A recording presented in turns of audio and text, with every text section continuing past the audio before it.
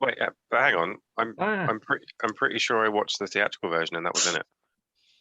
Oh, you must watch the director's cut. I watched the one Didn't on. say it was. Hang on, let me check. What? I watched the theatrical twice, and I Did you watched the download it? extended twice, so I know I exactly what's in what. So I go. watched the film. It said about you've not seen this film. Oh, the version you've never seen before. Yeah, That's that's the it. director's cut. Oh, is it? Well, they say it's a director's cut. It's actually the writer's cut. So the theatrical version is the director's cut, but then the one that they called a director's cut was just the writer going, "Please put these scenes back in." That sounds like a faff. That's funny. Congratulations, Rob. I think I watched the theatrical one on Now TV. It's just a standard one that Sky's showing. So I didn't see no upside down thingy. You didn't see an upside down lady?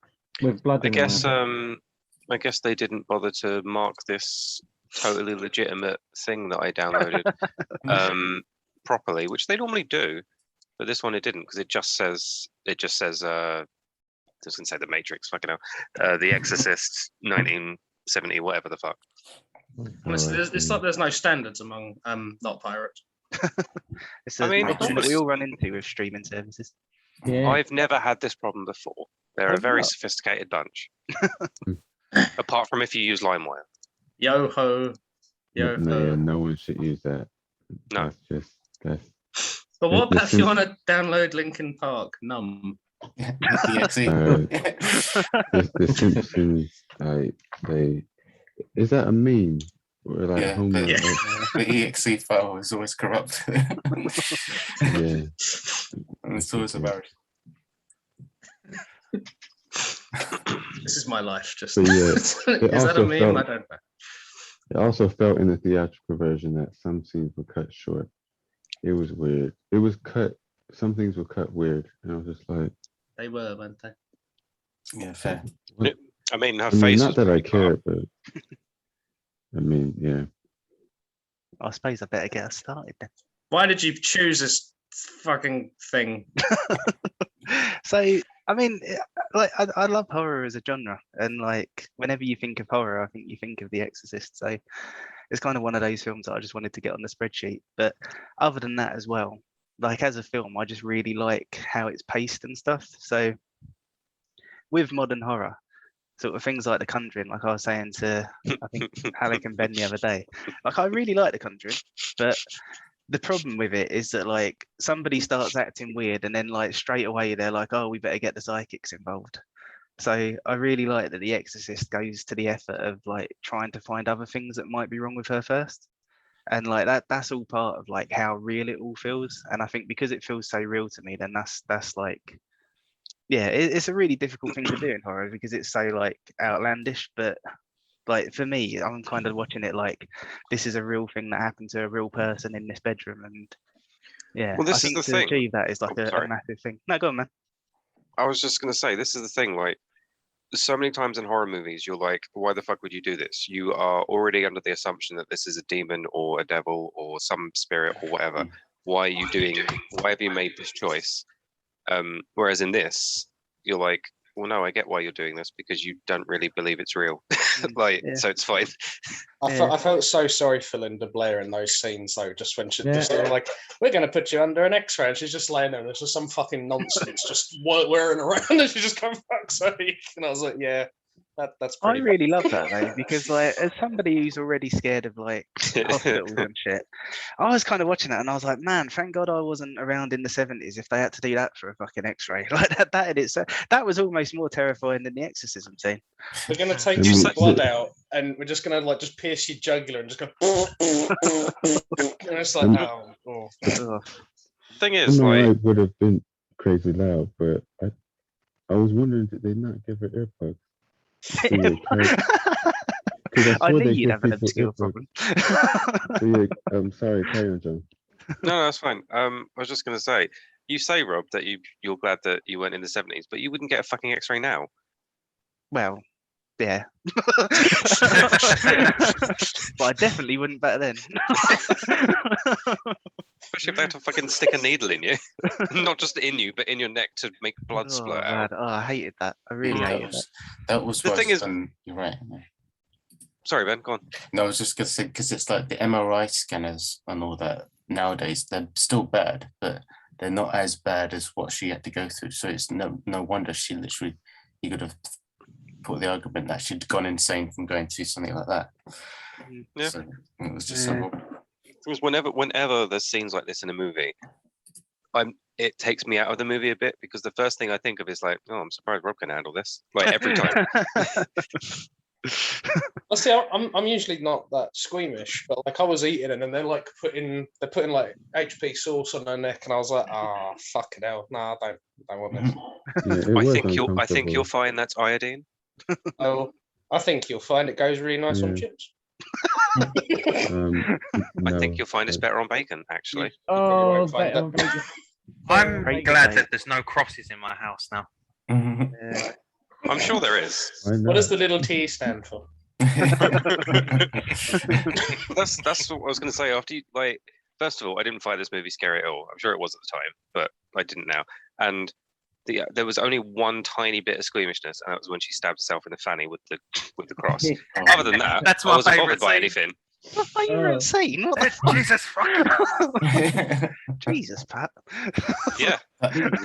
Stab yourself in the fanny. It made me laugh so much. Lick me.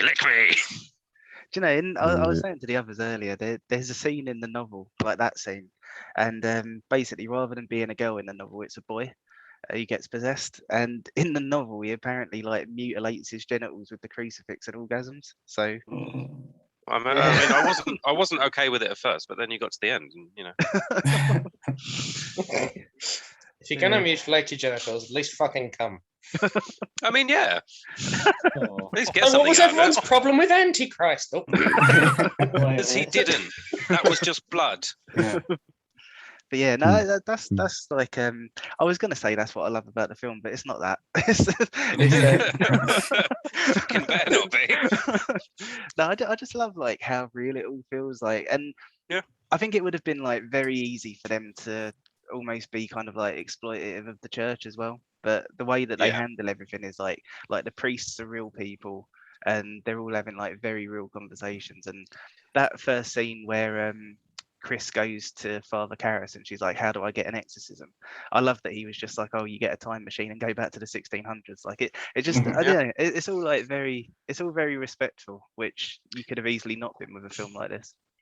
Yeah, like you say, with the real conversations and stuff, is the fact that they didn't make out like these priests were literally God incarnate themselves and pure and everything.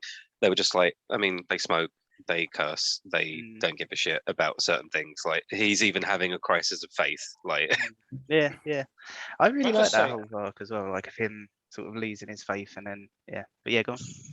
No, I just think we need an exorcist for Humphrey because he looks dead creepy, just eating a Big Mac in the dark there. Oh, I couldn't tell where his face was. I hadn't been looking at him, so I looked at him when he said that, and what I thought was happening is that we could just see that, and it was going. Literally the worst lighting I've ever seen. Just. I did it blue because the film. Dabba-dee dabba-die.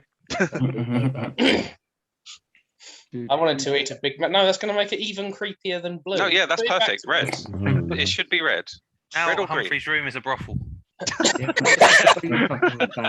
like you always Pat said it. You can't do anything about it, Dan. Actually, Dan, yeah, you shouldn't leave it red. Alec will come over. I won't do anything. I'll just ask what you're doing later. Yeah. But yeah, this movie like set a huge amount of standards for horrors. It made me realize. Obviously, I haven't seen many, but it made me realize a homage to it. Well, I was saying to Nick, I don't know if like this is a mythological thing that happens anyway, or if it was a thing that The Exorcist kind of started.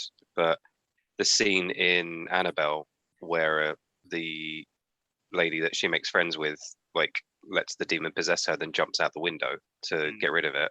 Like spoilers. That's a fuck off. That's a clear homage to this, as far as I'm concerned. Yeah, definitely. Definitely. One thing that I really like about that scene, which I imagine Emmanuel will know about more than anyone else, is that the sound effect that they used when the demon takes over Father Karras is pigs. and that's a reference to in the Bible where Jesus performs an exorcism and he casts a demon spirit into a bunch of pigs. Oh, that's fucking rude. Yeah. It was rude of Jesus, but I thought it was pretty cool Yeah. in the film. And then those pigs got bought by Bricktop. I was literally going to say. Continuity. That's a good point. Top, Yeah. you mean? But yeah, Oh just my little things God. like that. Like it's kind of like they're the sort of things that when you find out about, like there was no reason for them to do it, but once you find out Yeah. about it, it's like yeah, they were interested in making a good film. Like with this. Yeah. I think Emmanuel was trying to say something. Oh, sorry, man. I think he was just agreeing. Yeah, I was disagreeing. Yeah, this is true. I was disagreeing. Like, I like the kind of detail and different stuff they put in the start of the film. I also was confused at first, thinking, "Am I watching the right film?" But, yeah, I had the same thought. I was like, when it started, I was just like, "This all seems very bright," and like, because I'm used to horror movies. Even in daytime, it's like quite dreary and like they use quite muted colors. And I was just like, I mean, yeah, I'm like, this isn't like it's building tension in a different way than I'm used to. Apparently Friedkin did that on purpose. So like apparently the idea was to alternate between dark and light scenes so that you've always got that battle between dark and light through the film. Yeah, well, I got that. I was going to say I something didn't else. even really. Shane Friedkin was a fucking asshole. He was, but yeah. Huh? Apparently, the actor for Father Karras like nearly walked out like twice because of Friedkin. Because I mean, you'd be freaking out if you saw that as well. Well, the first time is when she vomits on him. It was meant to hit him in the chest. It actually hit him in the face. So that reaction was like the real. And he was just like, for fuck's sake. And he started having a go. There was another scene. Just to come in on. Sorry. Just to come in on that scene quickly. So like there's a documentary on the Blu-ray about the making of it, and they're talking about that scene. And apparently after it hit him in the face, they did it again like a few times. And and apparently like they went through the footage afterwards, and like Friedkin was like, look, it has to hit you in the face. The reaction's too pure. The second time he was trying to make him do like a startled reaction, so he just fired a gun like right next to his ear. He was just like, "You motherfucker!" And there's literally fucking deafened him. There's another bit about that on the Blu-ray. So they ask William Friedkin about firing a gun on set, and he's such a knob, man, because he's like, "I have never fired a gun on set. I fired blanks on set." And that's just like, that's not really the point in this case. No, it's not, especially when you fucking fire it next to someone's ear. Yeah. Oh, the guy literally had to go like, "Bill, I'm an actor. I can do a startled reaction without you doing that." Like, but he was known. Yeah, for that's quite insulting, actually. Like when you think about it, it's like, oh, I don't believe you can be startled, so let me fire a fucking blank next to your ear. He was really bad, man. So like, there's another film. I think it's French Connection, but I'm not sure. But when he was filming that scene, he didn't believe that the extras that they had looked surprised enough that there was a car chase going on in the road. So he just went out and filmed it on a public road. Like, I accept the first part because extras are different to actual actors. No offense, but that second part is fucking dumb. Yeah. Dangerous, even. Yeah. Also, back to the firing gun thing. I just want to point out to this man: is he dead or is he still alive? I hope he's still alive. He's like nearly 90 now. Well, this might startle him. There are different types of being startled, and I want to inform you that, like, for me, if someone was to fire a gun next to my ear, my reaction would be vastly different to if a demonically possessed girl vomited on my face. Yeah. Just so you're aware. I could imagine you trying to punch someone in the face. I mean, he did. Punch that girl good. If you consider like what happens in Snatch, like when Soul fires the blank in the car and it blows all the windows out. Right, I'll be back in a sec. Or even in Bruges when he fires it in the guy's face and it blinds him. Just like blanks are quite fucking dangerous. Not as dangerous as a bullet, but quite dangerous. There's loads of stories like that. Like I, Definitely. I felt a bit bad the other day, Emmanuel, because like one of the stories about The Exorcist is that apparently when they were filming it, when nobody was there one day, the set caught on fire. So when you sent us pictures of your room the other day, I was like, oh shit. Oh man. Yeah, Yeah. didn't we have 9 like unrelated deaths? Yeah, like really random stuff. Like apparently people sort of that were either working on the film or who were connected to the film were just like randomly dying of like really weird things. Like I think the cameraman died, like the bloke who refrigerated the set for the breath died, and like just loads of people would like normally you would expect like for something like that, then they would be sort of like stuntmen who like landed funny or something like that. But yeah, there was just loads of random deaths that had like Mhm. no kind of explanation.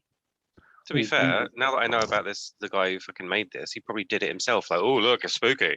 Do you know what? Actually, he so that a few of the priests in the film, so Father Dyer and another one, I can't remember what his name was, but Danny. they were actual priests in real life. Not Danny Dyer. But yeah, they He's were, a they cunt. Were, Hey, oh, He's not. He's a cunt, not a priest. First of I'm all, talking they're about not Danny mutually Dyer. First of all, they're not mutually exclusive. Second of all, Danny Dyer is not a cunt. How dare you? He is a What's your bit. problem with Danny Dyer? No, he's not. He's a lovely man. Nah, fuck him. Well, like when I was doing the opening in the Smiths in Romford, he was supposed to be there and basically just was like, nah, I can't be bothered going. That's Yeah, what we've Elton all had John those told like you as that. well, to be But fair. apparently they'd already paid him as well. Yeah, well, just Mugs. imagine being paid to do something and they're not doing it for several years. Like Elton John. Except Dyer's not going to do it at all and not refund the. Well, I don't really give a shit about the people who paid him, but still, I Let's just put wanted it to call this him a way. cunt to his face. He like Elton John has done that to you. Think about what he did to his wife. He's more of a cunt than Danny Dyer ever True, could be. actually. That was probably quite a shock to her. Danny Dyer just sounds like a cunt, but he's not. He's lovely. Do you know that Anyway, personally? The Exorcist. Another, oh, sorry, man. I was just gonna say that I didn't really notice too much about the light and dark thing. I I was just like, oh, okay, cool. But the part that confused me the most about the start was not about it starting off light and stuff, was about the Islamic chant. I was just like, wait. I noticed that. I was like, hang on. Islamic- I was like, this sounds like And this sounds like Arabic or like Muslim or something. Like I don't. yeah, it is. And at first, I was thinking. At first, I thought, wait, is it Arabic Gregorian chants, which I really like, and is a thing. And that's Yeah, like Gregorian stuff within- is all usually what do you call it? Religious based, isn't it? Yeah, and it falls under Catholicism. But then I was just like, wait, no, that's just Islamic chant. Yeah, it's literally just an Islamic chant. It's like, wait, am I watching the right film? But Yeah. anyway, When I started watching it, Rachel came in and she was like, "Oh, is this a foreign film?" And I was like, "No." And then they were talking in Arabic, and it was like, "Well, at the moment." I it mean, is, but- give me a minute.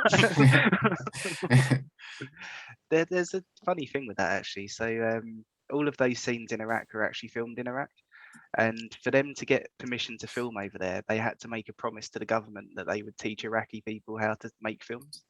And the one thing that they were most interested in was how to make fake blood. What a shocker! I wonder what they use that for.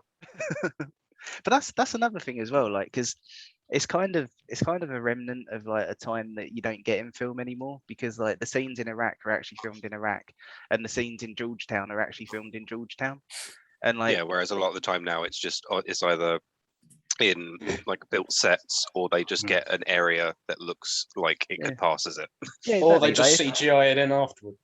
like if that was made now, like they'd probably go and film it in like Australia or something because there's better tax breaks and like things like that. So yeah, I like the authenticity there as well because you just don't see it anymore.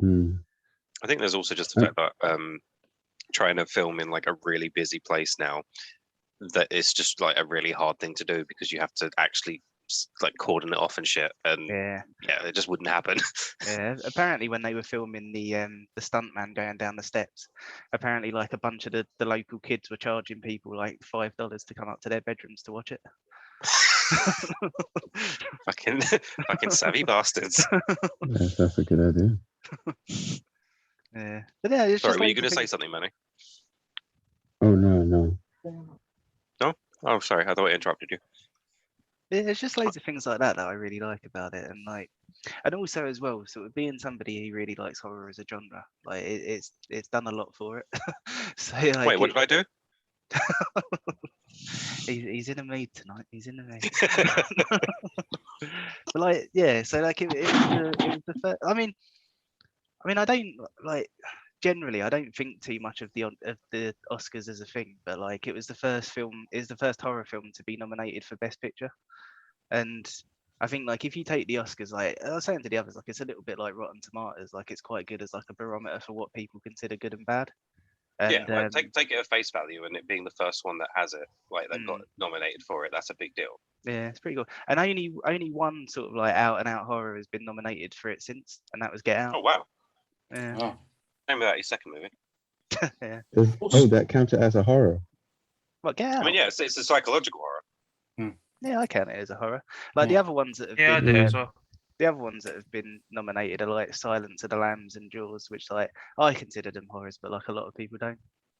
Yeah, like because I guess there's a mix of like horror and thriller, but Mm. then I always think of a Mm. thriller as a sub-genre of horror, depending.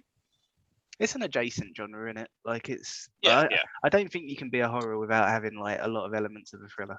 Like, yeah, it's- but you can be a thriller without being a horror. yeah. I think it's also worth noting that this is still the highest grossing R-rated movie. Like if you adjust for inflation, it's still like the Wait, highest. Deadpool didn't get over it. No, and if you account for inflation,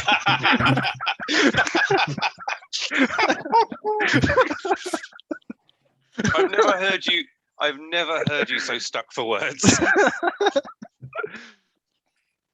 I think he's puzzled. I don't think he even realized what he did. no, We can watch the recording back afterwards. Don't worry.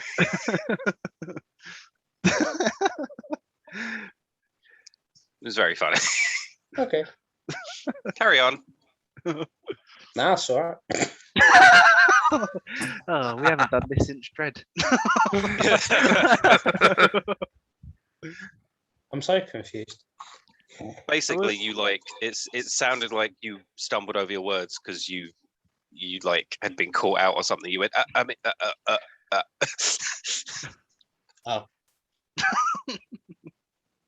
All right. I'd feel like a dick if it was only me laughing, but it wasn't, so I feel like it was a thing. That's all right. I just don't really get it. It was just that John made a joke and then you Elmer Fudded a bit. Yeah. It was kind of a mix of Elmer Fudd, fucking hell, Elmer Fudd and Porky Pig.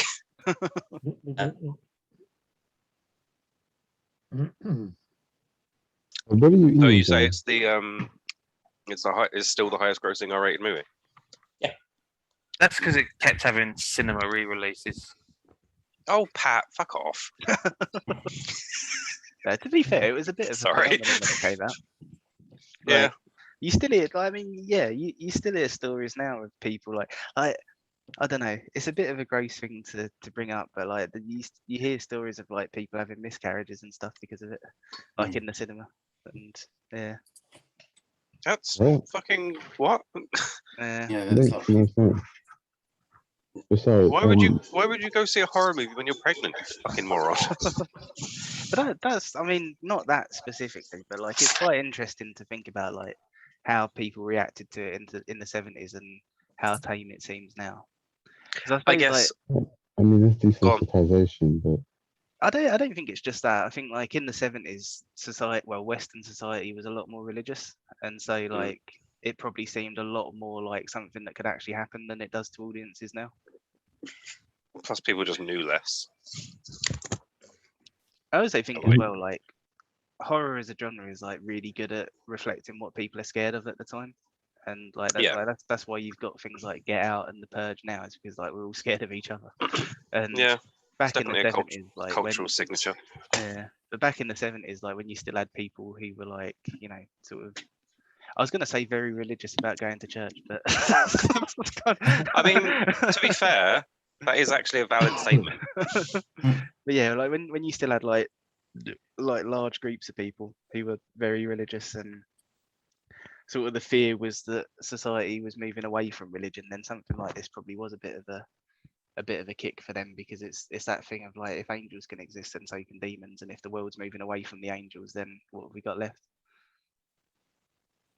The devil. Did you both say the same thing at the same time then? No, Emmanuel, I think, said Constantine, and I said the devil. Oh, Yeah. that was a nice possessed effect on your voices.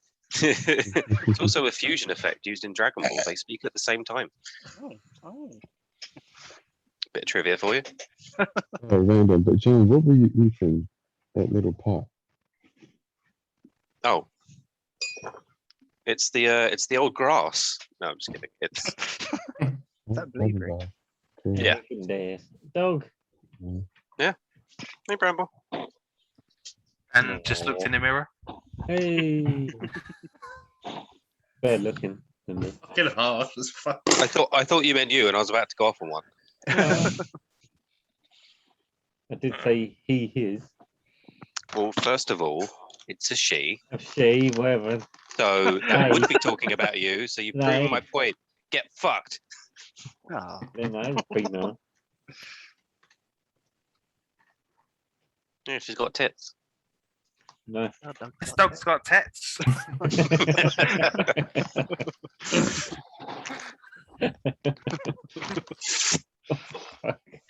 Oh dear. But yeah, like I think the thing that kind of stuck out to me the most was like the special effects in the film. Mm. It's like there's the fact that they levitated her and it looked pretty real. Yeah. Yeah, the effects were pretty top notch, I thought. Like the Hmm. the only thing I didn't really like was the first time that she turns her head round, because I suppose at the time you wouldn't have looked at it so closely, but like you can kind of tell it's a puppet if you. I mean, yeah, you look at her Yeah. body and you're like, Yeah, that's the only thing that I really had a problem with on a special effects level. But yeah, man, I thought the thing that I'm most impressed with on the special effects is Max von Sydow. So Yeah. like at the time of filming, he was only like 40. Yeah. Yeah, I and don't know what you're talking about. Father Merrin, the older priest, the one who was in Iraq. Oh wow, what they He was, just? he was 44 and they made him up to look like he did when he filmed Game of Thrones. I was just gonna say, like, I feel like he hasn't aged, but there you go. Well, I was like, that's the That's the thing, when I saw it, I was like, fucking hell, he's been old forever. it's not even something that I realised until recently, because I saw him in The Force Awakens, and I remember thinking like, man, he's been old forever. And then Yeah. and then watching The Exorcist again, I was like, there's no way he could have been that old for 50 years. and then I looked into it, and yeah, it was all makeup. And apparently as well, when The Exorcist came out, he actually found it really hard to get a job after, because everyone thought he was a lot older than he was. Yeah. Well, the thing is, that's a twofold thing for like how great that is. Because one, they made him look believably old, but two, they made him actually look how he does now when he's old. Like, Yeah. It's like I've seen Minority Report recently, and I was like, hang on a minute, how does he look younger in Minority? that's the other thing I know him from. I was like, I'm sure I recognize him from something else, and that's it. Yeah, He's Judge Dredd, didn't he? thank you. I sent yes. Rob He's in Judge Dredd, yeah. I sent Rob the comparison between the two roles when I was watching Exorcist last week. That just shows how great the effects were. Like for me, for a film that's 48 years old to still look like that is a credit to the effects team. Yeah, I absolutely. saw a thing the other day, and it's actually quite true. And it basically said that practical effects look fake but feel real, but CGI looks real but feels fake. Yeah, And I was that's thinking about it 100%. when- I was thinking about it when I was watching it, and I was like, yeah, like there is something to that, because like I suppose it's because it's an actual tangible thing that people are reacting to rather than having to imagine it. Well, Ed told me that they still actually use a lot of the same makeup techniques that they like kind of invented for this. No, that's so Yeah. cool, isn't it? Yeah, because like the obviously at their highest point, both practical effects and CGI can both be fantastic and like not take you out of things. But yeah, I think the difference is that like with practical effects, the worst thing that your eyes and your brain do is you're like, well, that's not real, but I know it's happening, like you said. But with CGI, you're like, that looks funny. I don't like it. Yeah, uncanny valley, isn't it? Well, there's The more that. real it looks, Uncanny Valley is like the big problem, but then there's just when it's shit CGI, and you're like, Yeah. But we are at a point now where CGI has gotten so good that it's past the Uncanny Valley. Yeah. But you know, you can still do shit. Mm. So Yeah, I still think it's great to mix both. yeah, absolutely. I think a combination of the two is. Yeah. There's a really funny story on that documentary that I was saying about on the Blu-ray. So like, apparently, have you been sponsored by them? Are you trying to fucking shill this shit to us? It's a really good Blu-ray.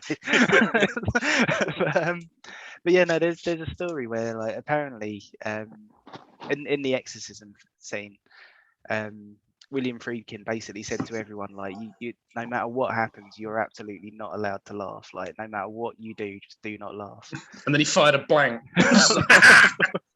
And apparently the first time that they did it, so like Reagan shouted, "Your mother sucks cocks in hell," and apparently Max von Sydow was just like looking at her, and after a couple of seconds he just went, "Cut, Billy, I've lost it."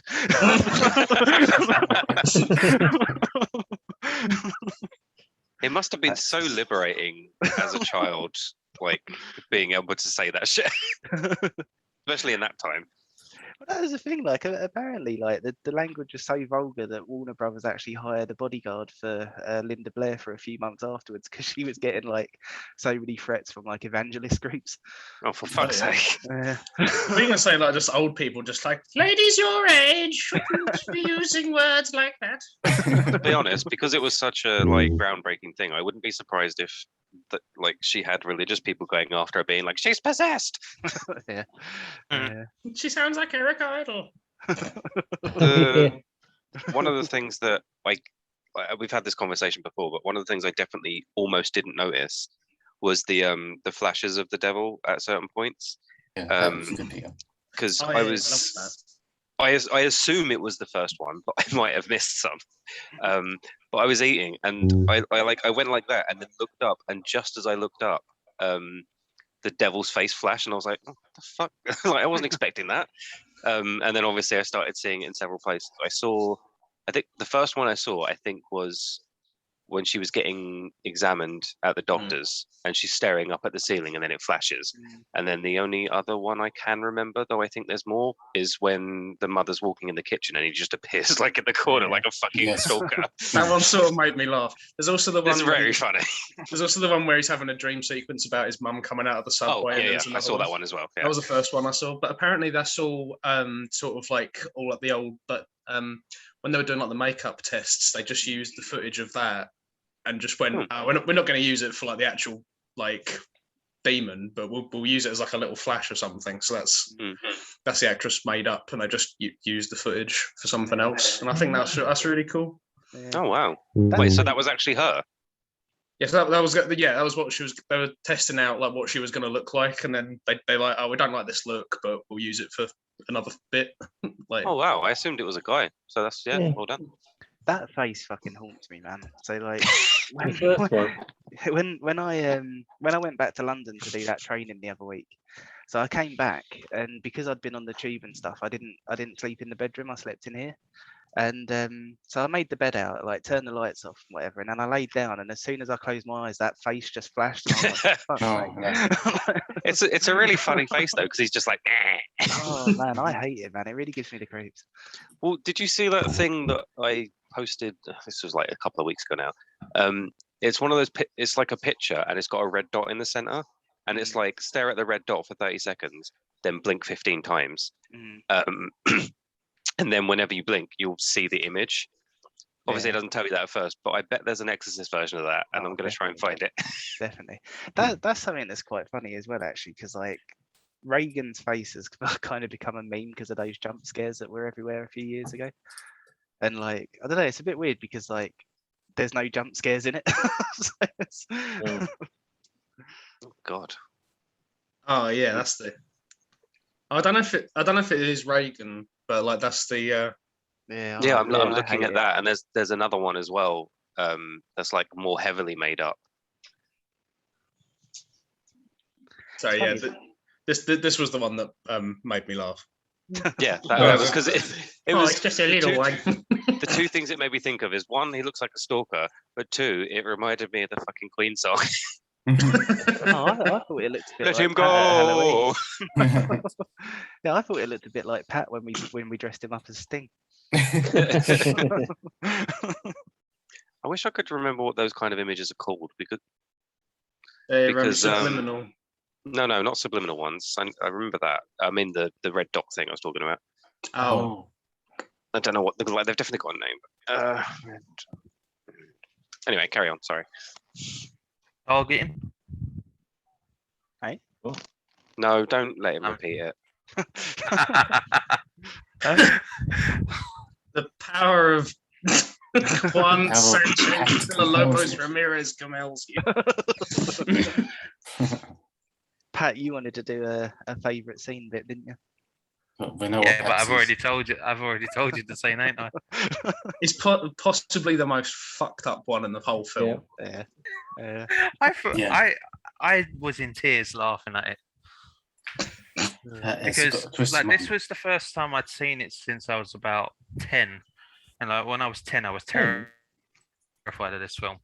Fucking 10. Yeah, I sort of too young. I as a kid I was watching things that I shouldn't have been watching. Really? Yeah, no shit.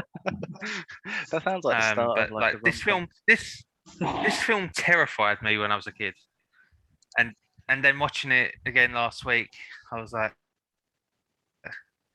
this is much less of a horror to me than any other horror film I'd seen. Like it felt more like a comedy, the thing and for that me, scene like, sort of that scene is just iconic for me. the thing that makes it scary for me is Go on. like is what I was saying before, like about how real it all feels. Like you don't have like the jump scares and like the things that you'd expect from a modern horror now, but just everything's just like super creepy. Like the scene that still gets me and I still like kind of sink into my chair a little bit at is when Reagan's levitating off the bed with like her eyes completely white. Because like it just feels like Yeah. she's slowly coming towards the camera, and I'm like, ah. And I really don't like the scene where Father Merrin's dead and she's just in the corner of the bed, kind of like sat there watching. Like that just spooks me out as well. Yeah, because like It feels what I quite love about authentic. that. Yeah. Sorry. What I love about that scene is that she's just sitting there like out of the restraints, just like I did that. Yeah. And then obviously as he starts doing it, she's like, yeah, it was me. And then he starts fucking punching the girl. He punches her in the face. What I quite liked was the fact that you know where she is the whole time when she's possessed. Like normally in a horror film, you're like, oh, where's the bad guy? Where's the bad guy? And they're hiding. Whereas because you know that she's in the bedroom and she's breathing like really heavily. She's always a presence, like wherever in the scene. Yeah. She's quite chilling because when she's walking up and you hear no, fuck, they're gonna go in that room again. Yeah. I kept expecting whenever the phone rang that it was just going to be her on the end going, "You suck cocks in hell." Blah, blah, blah, blah. Is your refrigerator running?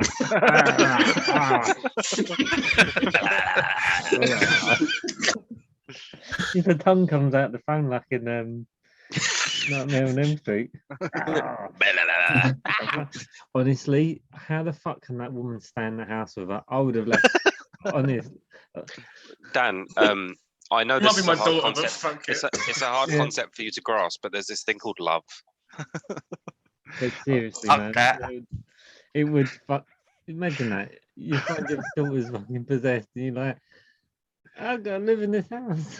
I would have Well, loved the scene with Chris and one of the servants where they're just downstairs and like she's making a racket upstairs and they're just like, yeah, you know what, fuck this. Yeah. No amount of money's worth this shit.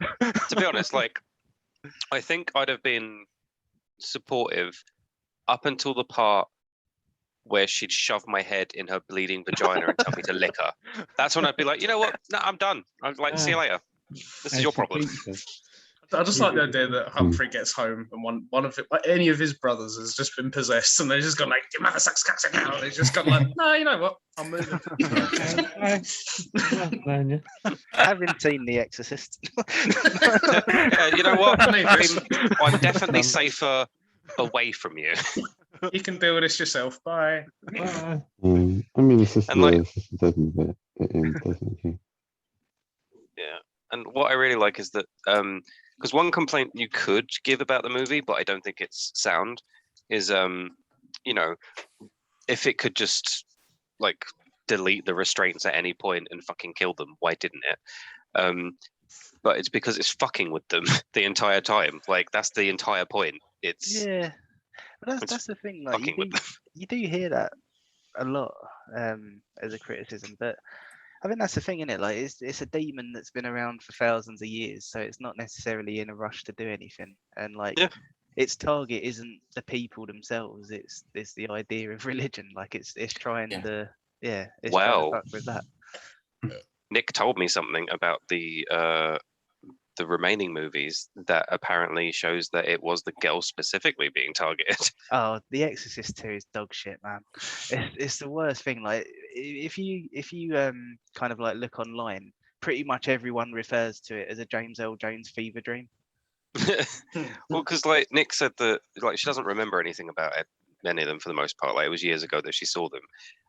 I think she literally said she got the box set once when she was younger and she wanted to be goth, so she watched them all. And old she was Nintendo. saying, yeah, and because apparently, for anyone who doesn't know, apparently, like the girl, like is one of these like every 1,000 years, every millennia, whatever. There's someone born with like the ability to heal people, and that's what this girl is. So that's the reason why she was being targeted, and it's like, Yeah, it's bollocks. really? Yeah. Like, Well, no, she's just a random girl that was losing faith in God, and you know, again, like Rob was saying, it's a cultural milestone, isn't it? Because people, especially parents, were scared of their children not having faith and what would happen. Yeah, Exorcist 2 is terrible, Hmm. man. Like, I another thing that they do, which is really fucking stupid, is they say the name of the demon.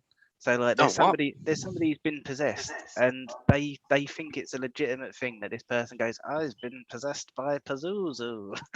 It's just like, if the name of the demon is Pazuzu, just don't say it.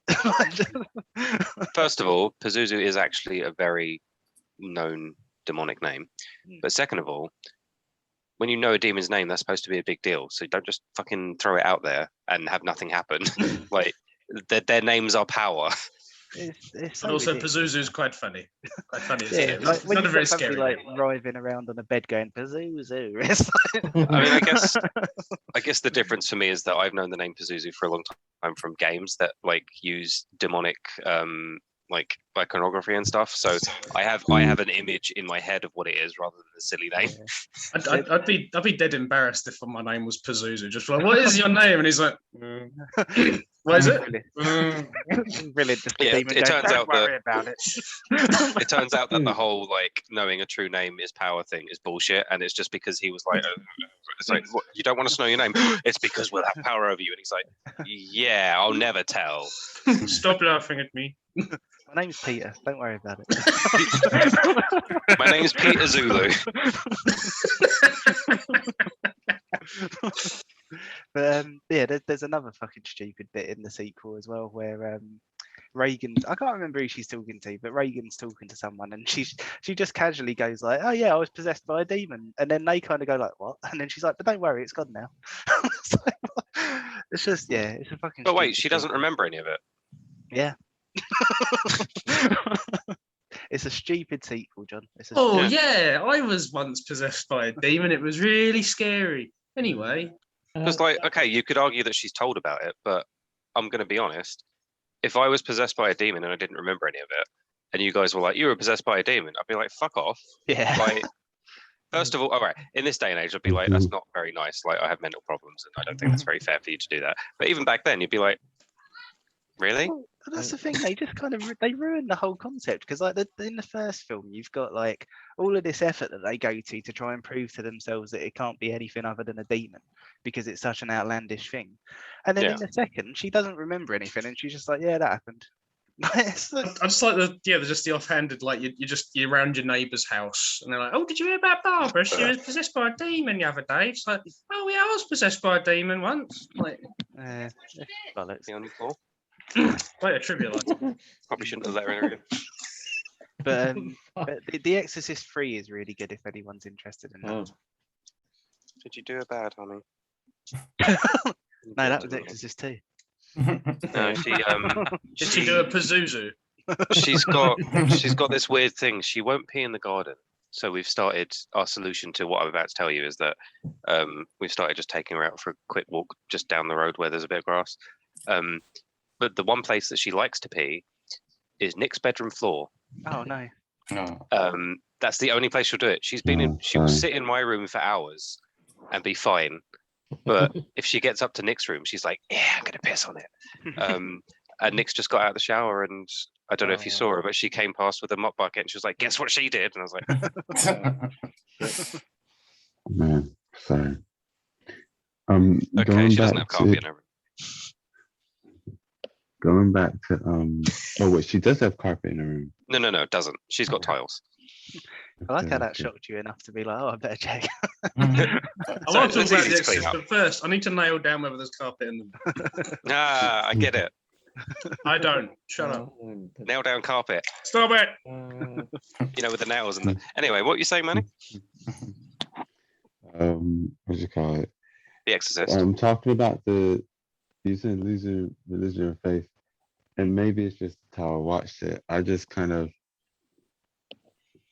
saw it as a kind of, she, like, probably lots of random people, maybe at the time or slightly later, was playing around with Ouija board, whatever, and was unfortunate. The thing is, I do feel like there's holes in the story, and they was trying to do something, but I wasn't quite sure. But I felt she was more of just a unfortunate, I said chain of events, unfortunate victim, basically. It could have been many people, but it ended up being her. Yeah, I don't really see her as the victim of the story. I see Father Karras as the victim. Like, she's just kind of a gateway for the demon to fuck with him. I think Yeah, there was I would say that the multiple- victims are the people around her, like the mother and Father Karras are like the big victims, and then obviously the two guys she kills, but No. that's not important. I don't know. If I'd stuck a large crucifix up my fanny, I'd feel like the victim. She probably enjoyed it. Because I was interested more in, like, I know this is not what they were trying to do with the film, but at the same time, it's just like, you put it in the film. So they kind of No, she put it in her fanny. Yeah. Sorry, carry on. That's all right. But they set it up to basically say that Burke, whatever happened, Burke basically left that cross underneath the kind of pillow. There was different things that were kind of going on in the vicinity, X, Y, and Z. It was just like, okay. Are they saying that Burke left that under the pillow? Yeah, because basically, I think it's implied. because when she was asking, neither of the servants were just like, no. Oh no, that I And get. I and get that no one in the house did it. I just assumed it was like still the demon fucking with her in some way, like, because it's not like she can't touch it, because she fucking does. And like, Oh, yeah. also, I need one of you to clarify something for me, because I clearly wasn't paying enough attention. Which one was Burke? He was the film director. No, Yeah. that I know. But I don't. Was he the drunken shithead? Yeah. Yes. Okay, right. Oh. So yeah, he was that guy that didn't really care anything about. And I don't think you're meant to. But I can't imagine him being religious enough to carry a cross and then put it under her bed, but no, under a pillow. But you know, I think like something to consider with that is that it wasn't their own house that they were in. Like they were out of town and they were like staying in a sort of like a short-term rental. And in those days, it wouldn't have been uncommon for a crucifix to be left behind for the people who were staying there. Yeah. True. I got the feeling it was the demon fucking with them all, but maybe that's just me. It could be, but yeah, there's just obviously there was things going on, but I was just like, oh, so what is going on? Is it just random stuff? I guess I don't know, whatever. Anyway, I can't remember where I was going with that, so you can carry on. Apologies. Well, no, I think there is a decent reference for that actually, because when Kinderman is looking at the bottom of the stairs where Burke fell, he finds like the little stone something or other that looks quite similar to the thing that Max von Sydow found in Iraq. So like I think you could make a case that it was kind of implied that Burke might have left it there, but yeah, if it is a rental, like that's equally. Yeah. But, I forgot about that part. Okay, one moment. Sorry. That's really valid about the statue thing. Because of what happened at the beginning of it, it made in like the flash of the statue later in it, it made me think, oh, so this was like a chain of events that kind of ended up in some leading to her in some weird way, but maybe she was just one of the potential people it could go through. But anyway, what were you saying, John? Or gonna ask? You mentioned that you think there's some holes in the plot. I'm curious what you think they are, because I don't really think there are. Well, I don't know if it's holes or just weak. It's like when a writer kind of writes certain things in the story, and I feel like, okay, so they've mentioned this or they're going to do this, and then they literally never mention it again or never go into it. And then I just feel like, why was it written in anyway? And it feels like maybe not a hole in the story, but more like just, I don't get why they wrote that in if stuff that's not a payoff. Yeah, it didn't really. I had the exact same problem the first time I watched it, because I thought, I was like, there's like a lot of things in here that I'm like, just on a second watch, I was going like, what was the payoff for this? And it was like, it just, a lot of it seemed like nothing. Like Rob did take some time to explain to me like some of the things, so hopefully he can have the same effect with you. But like the first time I watched it, I was like, what the fuck was the point of that for like quite a lot of things? I mean, yeah, that's literally what I was about to ask. I was going to say, like, okay, give me examples, because I don't feel that way, but you know, maybe I just didn't notice. Rob, you go on and explain like what Alec was talking about. So one of the big ones was should I like just chuck a couple out and then you can answer. The window thing is right at the top, so I'll leave that. That's going to go on. It is a window. It is a window. So I wrote down, Max von Sydow leaves Iraq for something important, later revealed he's been back for 3 to 4 months just writing another book. Yeah, so I don't think it was meant to read as if it's like something's happening, so I've got to go. But I think that whole thing is about him having premonitions that him and Pazuzu are going to face off again. Because you've got like the whole thing with like the big demon statue and like the little one that he finds and all that kind of stuff. So I think the reason that he leaves is because he knows that that's going to go off again. And then in that scene later on, you find out that he's faced him before and that. So I think that all ties into there. I'm not too sure what the book thing's about, to be honest. But did I misunderstand them? Because I thought the when he's in Iraq, is that not where he did the first exorcism that lasted months? No, that was Africa, but we never actually saw that. Iraq, he was just so Africa happened many years. It was about 10 to 12 years before the Iraq thing. Okay, fair enough. Iraq is just one of the things he's doing since he's not doing exorcism anymore, because he's just like, you know what, I'm old, get in there, I mean, they Like, did say it Lucifer. almost killed him. So Yeah, but I think there's also the thing because like in Iraq, he's taking heart tablets and stuff, and then yeah, so I don't think it's unreasonable to think that he might have been doing some kind of research around the demon in order to pass his knowledge on before he knows he's going to die.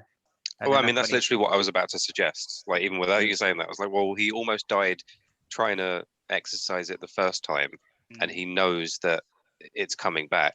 So he doesn't want his knowledge and experience to disappear because he knows that the current world is woefully equipped to battle it. So he needs to like document it. So yeah, I think that that checks out. On a first run, I was sort of like, I've got to leave for something urgent. Oh, what's he doing? Oh, he's been here about 3 or 4 months. He's been writing a book, and I was like, oh, like a kid's book, like what? It's like I really need to get this out here. Little Flopsy went to. Yeah. A biography, autobiography. I will say the only thing that really takes me out of it in the whole film is in the Iraq bit, and it's the first time you see the big statue, and like it makes sense as to why they have it posed that way because like Reagan then emulates it later on. So like I don't have a problem with it like in that sense, but it's just that the first time you see it, he's just kind of stood there like hello. My next one was Reagan seems to get possessed out of nowhere. She's clearly in proximity to like the spirit because like there's Captain Howdy got the window open and scratching in the attic. It wasn't until like I watched the extended version where I got it's her overhearing the call with her dad, and that's presumably what because it's just like it's not like a big moment, but it's like she sort of comes away and she sort of sits by herself for a bit. Yeah, that's the barrier being breached. Yeah, but like I missed it on a first go, but then on the second one, it's the therapist says the condition comes from feelings of guilt or conflict. Yep. And then and I was like, oh, okay, right. I don't know if that's one of yours. Yeah, it wasn't. It would just felt there were, and you can carry on after this as well, but there were lots of things that I was like, I get there's something to it, but it just felt too. It either felt too weak or it didn't feel. And maybe this is just me being too hard, but I didn't feel like there were certain parts that were written well enough to kind of capitalize on what they were trying to say or do. Kind of like the whole kind of Pazulu, whatever, thing. Well, give us your examples. Like, what are you thinking of? Maybe we can either like bring you round, or it might we be can on my agree list that they're as well. weak. So, like, even I say the first two things. The thing about he's not he's going to do something important because I already forgot about that. But it was the whole kind of link between the statue and her in different things, and it just felt very kind of we're just gonna put it in there, but not really trying. Even I'm not asking them to explain it, but write it in a way where it capitalizes on it more. Otherwise, it kind of feels like they just put this and this in the film, and the main focus is just really the exorcism. But we're going to add this other stuff around it, and I'm like, I'm interested in that other stuff, but it feels like you're not really talking about that. Like I like what's going on with Father Karras. I thought That's a bit rude. that was good. Carry on. Sorry, man. I thought the stuff with Father Karras was good. Like the again, I don't know if it was just the theatrical cut. Some of it was cut in a weird way, or kind of some of the scenes were done in a weird way. So at one point, and this is probably me just not paying proper attention, and I was just like, wait, his mom's dead? Wait, his mom's been dead for how long? Wait, did he just see his mom? And that's more me. And then all of a sudden, No, I will say there, I think that bit's weird. Because that's actually on my list as well. That's one of my big ones that I think probably did quite for me.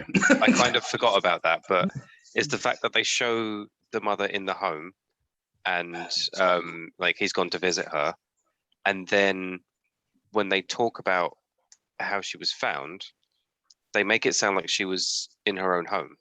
So I don't know if it's because I don't know if he did take her home and that's what's implied, because he tells her, I'm going to take you out of here. and you know he has that discussion with, is it his father? Like I can't tell. I think Yeah, Oh, and he that- talks with Father Tom about like getting relocated. If that's what No, you're no, referring to. not that. Oh, I his- mean the his guy uncle- that goes. It's His uncle. uncle. Uncle. Okay. yeah, yeah, no, and it makes sense. Like he would have brought her home, but it was kind of like a normally, and this is why it just felt at some points, and this is not the writing part. This is more about how it was cut, the theatrical cut. I don't know if the others are different, but normally in one of those, if you're hinting at that, you just kind of show him like for a few seconds, kind of leaving the hospital with her or whatever, and it's implied, not, oh, this has happened, and you're just like, wait, what? yeah. You just said this, and it just kind of threw me off in little places when it was just weird. Like, Okay. there's little I things mean, like that. before you guys explain it, I will say that currently, that's one of the only problems I had in the movie. I felt like that could have been clearer. Yeah, no, Yeah, I agree with that 'cause- bit, to be honest. Like I think I don't have a problem with the chain of events, but how quickly they happen is a little bit jarring. Yeah, like and it that is they don't signal it properly. yeah. It is literally, we're at the mental institute, and then She's the dead. very next scene is Dyer going, "Yeah, she died a couple of weeks ago," and I was like, "What the fuck?" Yeah. Well, in fact, let me tell you what my thoughts were at the time, and this shows how confusing it was, because you had the scene in the hospital, and then you had the scene where they were talking about her being dead, and I was like, wait, is this some mental shit going on with him, like from the demon? Like he didn't actually go to the hospital, and she wasn't there. She was home the whole time, and then as it went on, I was like, no, I guess that did happen. Well, I do think you're supposed to be a little bit confused about it, to be honest, because well, a lot of it's ambiguous, isn't it? And Yeah, it's all intentionally, by I'm sure. design. So I think that I mean, I don't know for sure, but I imagine the intention would either be because William Friedkin always says that a film should be an emotional experience. So I don't know if he's trying to make you feel the confusion that Father Karras would have felt in that moment as well. I don't know, but That would make sense. yeah. My thing with it, I thought it was like I was thinking it's like kind of a nitpick where like we don't actually see any of it, like how it actually cuts out, but like the demon tries to use it to piss off Karras. He's like, "You left your mother to die," and I'm sort of like, did he though? Because the last I saw, he was trying to sort out Yeah. the hospital for her. So I don't actually see any of that. So, but like, I got a bit pissed off because there's the scene where he's talking to Father Tom about getting relocated, and he's like, "You're the best we've got," and he's going like, "Oh, okay, well, I've got to do this or whatever." But like, knowing that she fell down and like the edema's got worse and she's had to be in a mental institution. God damn. A menstruation institution. A mental institution. That's like new information. Because Rob was telling me like you can't just take time off in America as like easily as we can. Yeah. But it's sort of like that's new information. Yeah. So if he's to go, Tom, I know you said that I can't be like relocated, but my mum's edema's got like fucking way worse. She's fallen over and shit. She can't take care of herself. I've got to go. But because we didn't see any of that happen, I don't know. Did he? That changes how you see the character.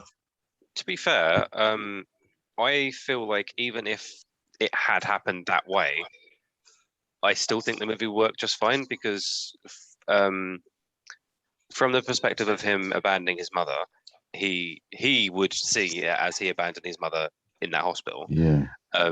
And then from the perspective of like him not leaving his job, like taking time off or whatever, he's a priest. Like he's out there to help people, and despite the fact that his heart wants to be with his mother and to help her, I would believe that he couldn't do it like that, and he was waiting for them to maybe sort out like a substitute or something so that he could comfortably leave. Yeah, I just want to see it because it's like I want to know. Because like obviously it sort of affects how you see him. Because if he just sort of went, "Oh, all right, well Tom's not going to give me the time off anyway, so fuck it," then it's like, oh, that will change how I see him. If he goes, "Oh, I'll keep working until they find a replacement. He's told me we'll get a replacement soon," fine. If he just if stuff started getting overwhelming and he's like, "I'll come," these are all things like just how he'd deal with it would affect how I was to sympathize with the characters. So the choice to not show it and just have us jump forward in like a week, in like the space of just like one little cut, is just, it was a bit, yeah, it's really fucking I weird. guess I definitely agree that they should have done more because, like I said, that whole thing with his mum is kind of confusing. But I do think they do enough to set his character so that you could kind of see it, know how he would react anyway. Like you can tell that he's a good man who's troubled and has his own issues, but at heart he just wants to help people. Yeah. I would agree with I say agree. I think when Regan tries to say something about you left your mom to die, I would say that it still works because, well, that phrase works because it's all about obviously playing on what they fear and what they're kind of like his worries and whatnot. So that Yeah. kind of still works. I think as well, like this conversation reminds me of something else that William Friedkin said about the film, and like I can't remember the exact quote, but like the gist of it was basically that The Exorcist is a film that will give you back what you bring to it, and Yeah. so I think all these like little ambiguities, like they are on purpose, and it's a film that wants you to do the work as well, really. And like Yeah. it doesn't always work because sometimes it is a bit confusing. But I think as a whole piece, I think enough of it works that it's justified. Yeah, Yeah. I wouldn't mind if like she didn't bring it up though, because if he was trying to fight him, if Karras was trying to really contest, I'm gonna have a relocation by the end of this, like knowing how much effort he put in, would we'd actually have an understanding of what the demon's referring to, like, and what he's using to piss him off with. But like I just think it's something that they could have at least spend like a little bit more time on. I don't know. I feel like that, like Rob's saying, with the intentional sort of ambiguity, I think that works better as an ambiguous thing because it's like his own personal demon kind of thing in his head that we can infer or assume what it means to him, because obviously the demon can see into your heart and whatever. But I don't think it matters exactly what it means. It's just enough for what it's saying for you to be like, okay, so it probably means this or this. Like, it's obvious why it's pissing him off. There was one really random, and this is I think this was more for filmmaking reasons. I was just like, really, they could have just, but I didn't think about it for too long. But basically, the first time the mom walks into the bedroom and it's freezing cold, the closing the window, yes, that's fine. The normal thing to have done in a freezing room that's going to take a very long time to warm up and she's probably going to get worse would be to take her into another room or her own room. But she just left her in there. And I didn't think that was because of the character. I just thought that was more for film reasons. Like, we want this to stay the location, to leave her in that location. Because this was before she started going really crazy and it being the reason why she would purposely leave her in there. Because at that point, sorry, carry on. At that point, it was just kind of like we're going back and forth to the doctors and whatnot. But again, I think that was just a random little thing. I was like, you just wanted to keep her in that location, didn't you? Okay, cool. Okay. I'm going to disagree with you. I think it's totally reasonable for, bearing in mind that the kid has 2 blankets and, well, a blanket, a duvet, and like an over topper thing, whatever the fuck. I think it's entirely reasonable for her to be like, it's cold in here. I've closed the window, which means it won't, like, the temperature will rise. She's under the bed. I'd rather not wake her up. I think that's entirely reasonable. Yeah, I was going to say that because I think if I was in that situation with everything that was going on, I'd probably be grateful that she was asleep. Yeah, and and specifically, like you said, it's before she starts going crazy, so there's no reason to really be concerned about her. Yeah, that wasn't valid. I think. Yeah, I get where you're coming from. I guess it was probably pointed out to me more because when the investigator came around, he didn't necessarily point out that, but he was like, "Oh, make sure you don't like let that draft come through and blah blah." It just made me think about that again. I was just like, I feel like he would probably have done the same thing I was thinking, but I get from where you're coming from.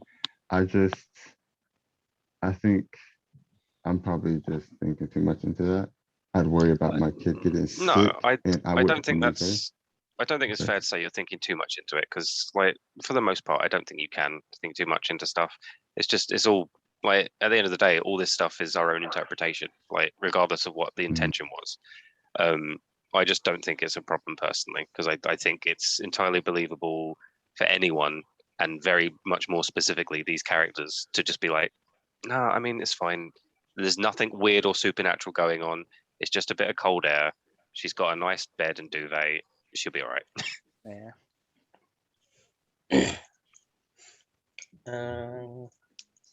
I don't know if you had this one on your list, Emmanuel. The scene outside the university. Yeah, that's one that I don't really get. I thought that was fucking bizarre. Which Oh, one are we wait, you talking mean about? the film shoot? She walks up to the film set and she goes, "Burke, what the fuck is this?" And Burke goes, "Well, you know, you don't want the building torn down." And she's like, "I can read, Burke. Like, it doesn't make any fucking sense." And he goes, "Oh, we'll summon the writer, shall we? He's in Paris." And she was like, "Oh, what's he doing over there?" And he goes, "Fucking." And then they laugh and they hug. And a bunch of extras, including Karis, who is a good couple of yards away, can't even fucking possibly hear them, they start laughing. Like I didn't understand that at all because like they started laughing when she was like, "It doesn't make sense," and then they carried on laughing. I didn't notice Karis laughing, but maybe I just missed that part. Like, I noticed him afterwards where he was looking back at it and like stuff, but yeah, it was he's weird. one of the extras. He's in the middle where he's just like, and then like she does a little speech on the megaphone, and then he's just wandering off, going like, "I'm actually all gloomy now." I guess maybe like this doesn't excuse it because I also agree that Dan, are you awake? No. Beyblade really takes it out of you, doesn't it? No, It wake How's doesn't. that ripping? Wake up. It doesn't. Oh, fuck that. That's all right. It doesn't excuse it or anything, but I wonder if there was just like a stereotype or a meme or something that writers were like that at the time or something, and maybe that's what the joke was. But it's a shit scene. I think it's a weirdly written and a weirdly filmed scene, but I do think Yeah. it kind of establishes her as like a big star in a small town. Yeah, that it definitely does, and also that he's a fucking twat. But yeah. I didn't pay too much attention to that. I think there were a lot of when it came to some of the acting scenes, especially the Burt guy, which is another reason I really didn't care about him. There was just a lot of bad jokes at other people's expenses, and which was very normal at the time. So it's very realistic, to be honest. He's the self-assured kind of director who will say and do whatever he kind of feels like. Yeah, fair enough. This was something that I wrote down because I was like, Burke's drunken racism against Carl isn't relevant to anything. Yeah, but then that's the thing. Carry on, sorry. Oh no. What this all stemmed from was I was going like, why is Christine an actress? Like, what is the point of this on like kind of a story kind of level? Rob, I don't know if you want to take this. Yeah, no, I was just saying that, like, well, I think there's a few parts to it. So I think, firstly, to get all of the investigation into what was going on with Reagan, she needed to have a lot of money. So it kind of ticks that box. Another thing, I think being an actress and being a woman at that time, it actually puts her in quite a dangerous position to do all this. Yep. Because sort of at that time, if a woman was acting like slightly odd, they'd be told that they had mental issues and they'd be locked away in an asylum pretty quickly. So I wanted to know why she didn't question, because she's going like the bed was shaking by itself, and he's going like, "Oh, it's a temporal lobe," and I was like, "You're just going to leave that fucking there? Like, what? You're not going to question that?" No, she and I didn't know. purposely stopped. Yeah. Yeah. I didn't know about that aspect of it, so knowing this made but yeah, just completely changed my opinion on it. But, Yeah. But wait, you didn't know about what aspect of it? Sorry. The idea that if she pushed too hard, that she was going to wind up in a right. mental Yeah, yeah. institute. I was like, Okay. so I kind of took it as it just being maybe she was like half accepting it and like, oh, maybe I was just thinking, well, maybe I was just my brain was exaggerating because I was worried, but that makes more sense.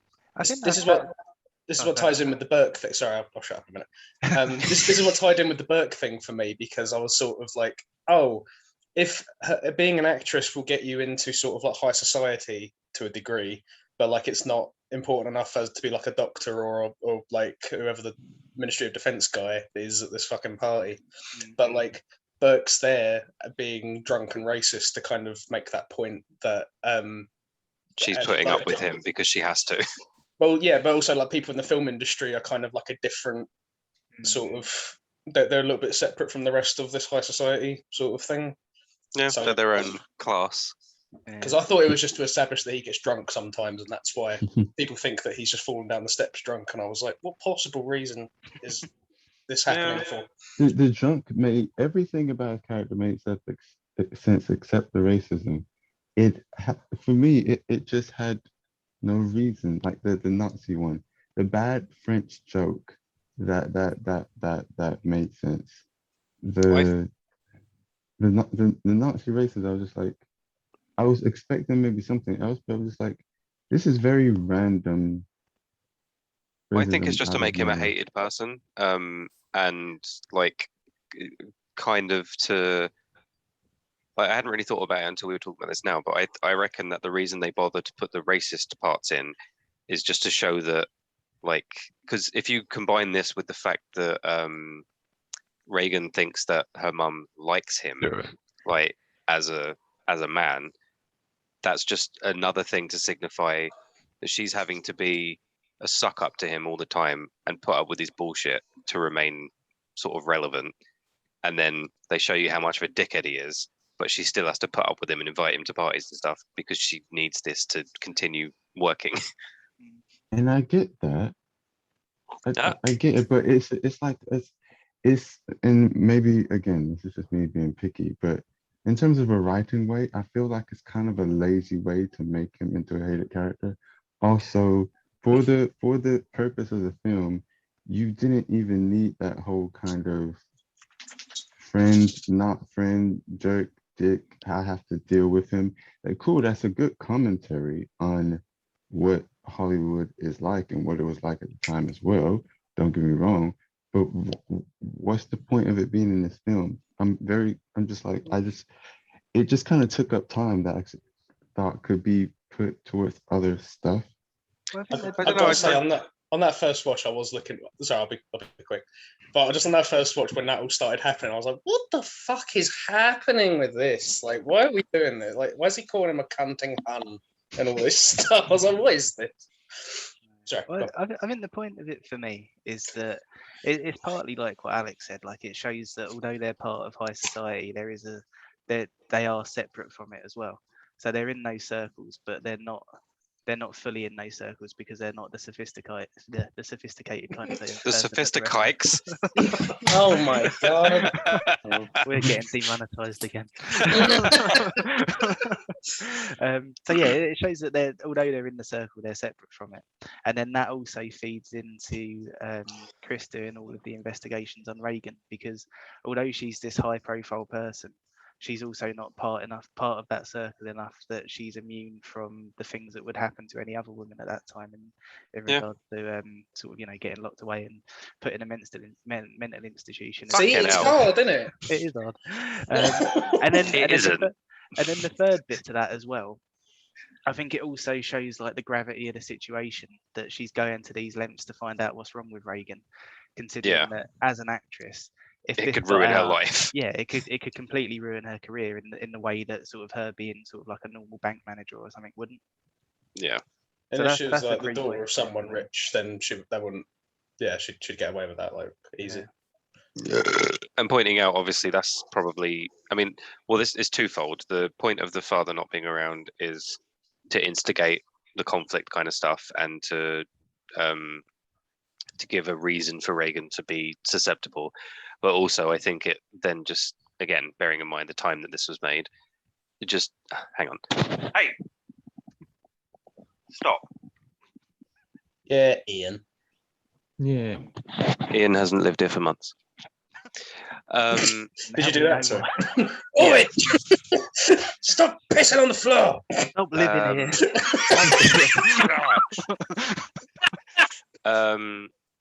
Yeah, I think it's also kind of like she doesn't have a strong male support kind of thing. So I think it further strengthens the idea that she's kind of like a lone woman that's really taking risks to try and protect her daughter. Yeah, I think in all of it, it's probably more of a personal preference because like all the points are very valid. I'm thinking, yeah, that's really good to have in the But I film. don't care. But no, No, I know. I'm This is- kidding. Yeah. Well, to be Sorry, honest, it goes back to what I said before about. Oh, sorry. I'll just finish saying sorry. Oh, sorry. Sorry, John. I keep doing that.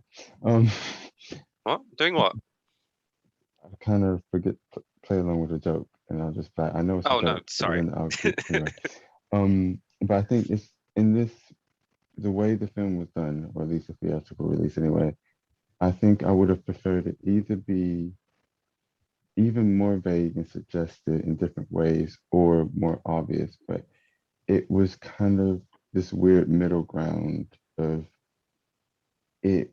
It was trying to say things, but not trying to say things at the same time, and it just kind of in certain places it fell flat for me. But I think that's my preference. I think it's something that it's one of those things that it is very subtle in like a lot of places, and like it's something that I don't think. Lick me. I think it's really subtle like that. But if I hadn't talked to Rob about it, I would never have like picked up some of the things that he was like mentioning. So like I don't think like you're wrong for not like picking up on a lot of it, because like What Alec is saying is that he just wishes that there'd been more than a lingering shot on a picture of her dad. Yeah. Oh, not necessarily. Oh, I just didn't know. Sorry. But it goes back to what I said earlier about what William Friedkin said about it, that it's a film that will give you back what you bring to it.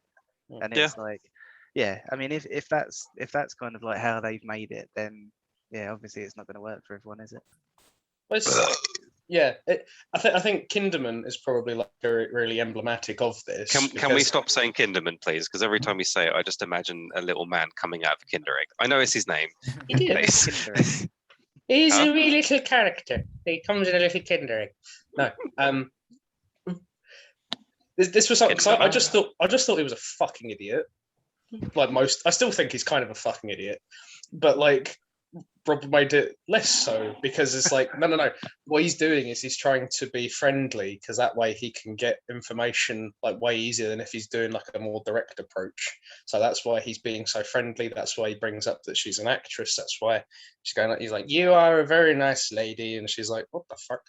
But like that whole trying to befriend people is sort of like his method of gathering information.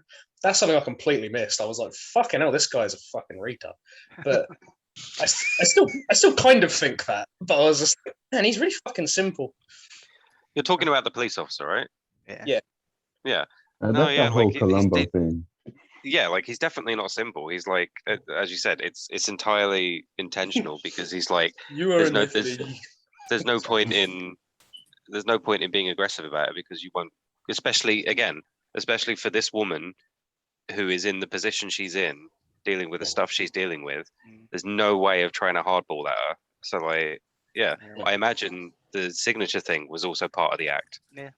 Can I point out the one scene involving that guy that actually I kind of felt was creepy in the film? I didn't think, like, I wasn't creeped out by any of the rest, except when the investigator came to the door, and I was just like, who's at the fucking door at this time of the night when crap is going down?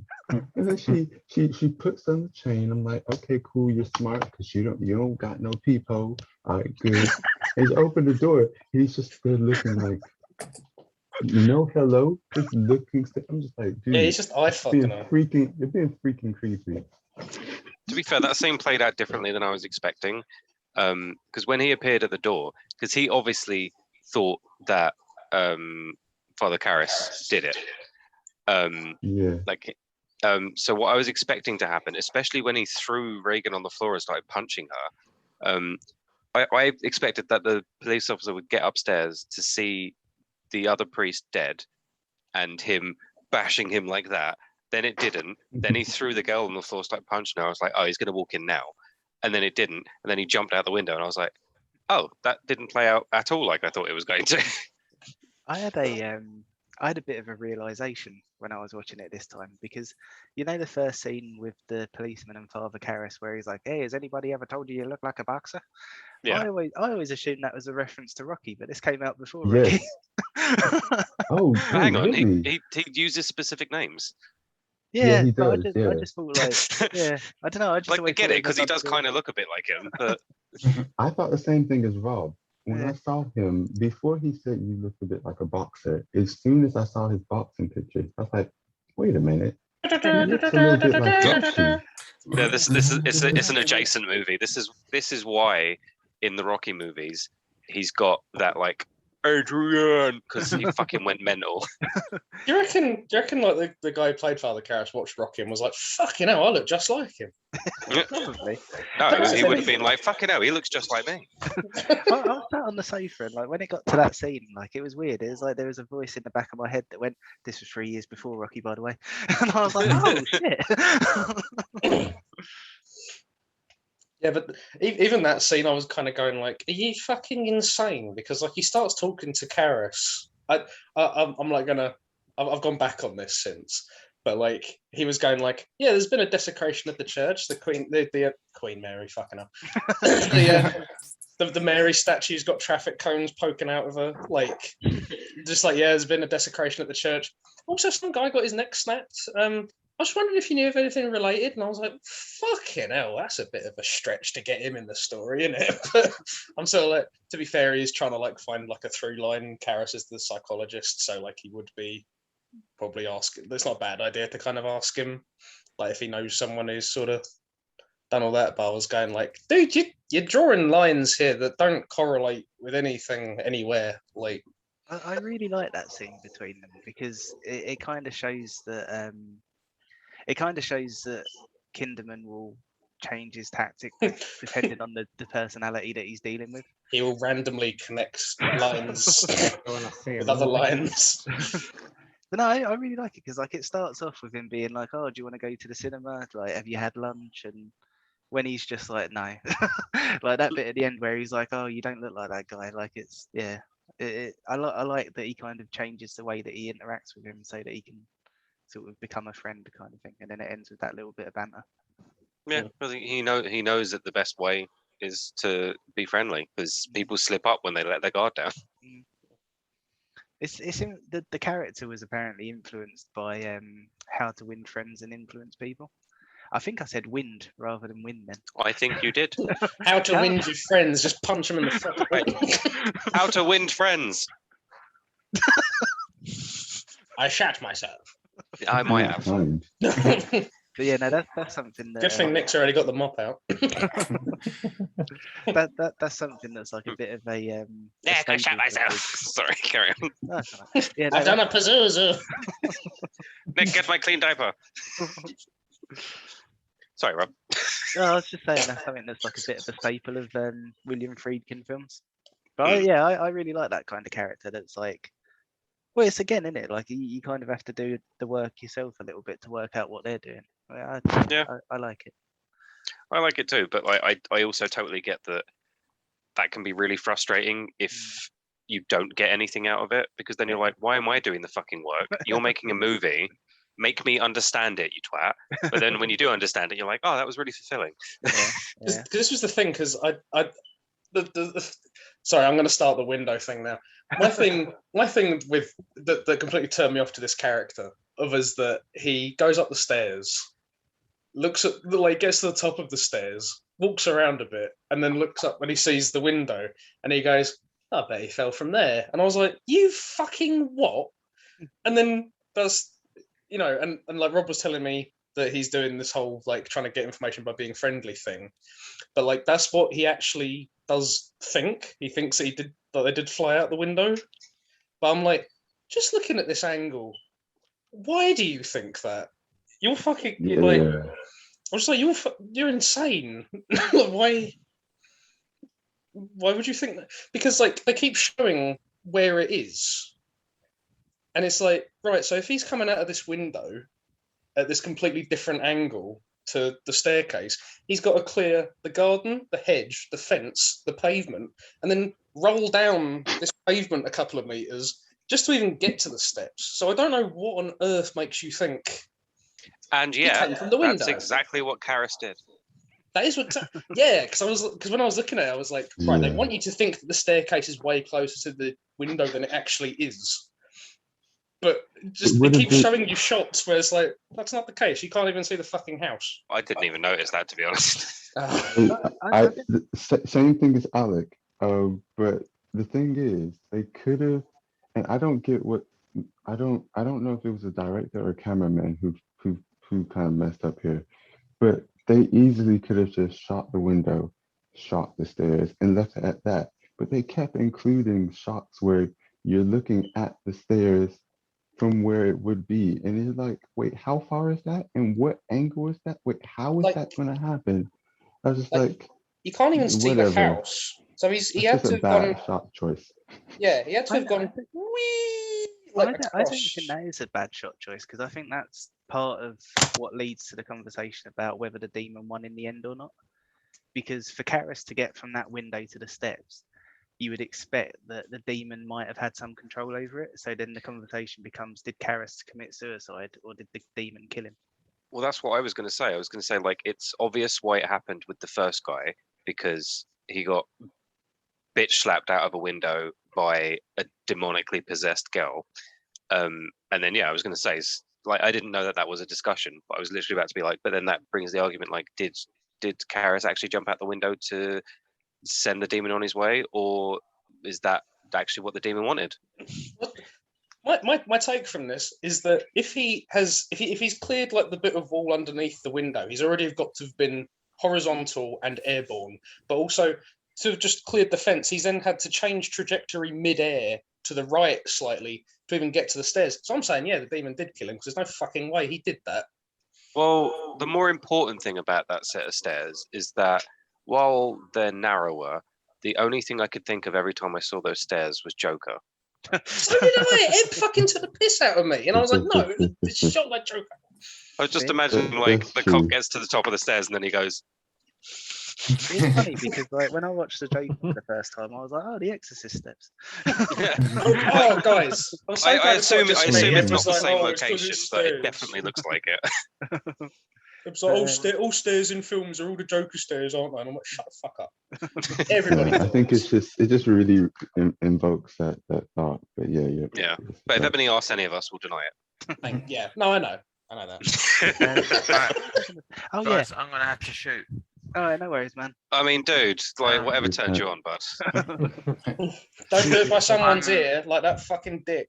I'm really tired and I'm back in work in the morning. Yeah, no, fair enough. No, fair enough. Good night, man. Love you. See you next week, man. Talk to you later. Hi, Pat. Hey, well, hang on. I said I love you. I love you too. Let Jesus fuck you. Lick me. Fuck me. Talk to you later, guys. Another thing that I really like about that ending as well was earlier on we were talking about it and sort of like whether the demon would have had control and that kind of thing. And Ben said that he would have hoped that Father Karras's sacrifice meant something, or it was for something. And I really like that, because that's how people actually act when someone's died. Like they use religion for a bit of reassurance. So I think I really like that. I like it, but I don't agree with any of the angles, so it can only have been done with demonic powers. No. Alec, steps. Alec, you're reading it wrong. It's the angels you don't agree with. Oh, sure. Those fucking horizontal, airborne, diagonal, flying fucking angels. I mean, they don't have genitalia, so they are very angled. Angeled. I did like the ending. I'll just say that my favorite part of the movie But my favorite two Oh yeah, parts. we've circled. Oh, yeah, back we to didn't actually do favourite that. parts. Yeah, started, we've only come back to it now. and Pat's gone. Now Pat. It's all right. Pat told us this. Actually, yeah, he did. He did. Man, what a scene. So Emmanuel, you start. Antichrist the original. Um, my favorite two scenes were okay. Actually, my favorite scene You can have is two. which. It's the second one's not a scene. That's why you understand. In a minute. okay. I just All kinda right. take the piss.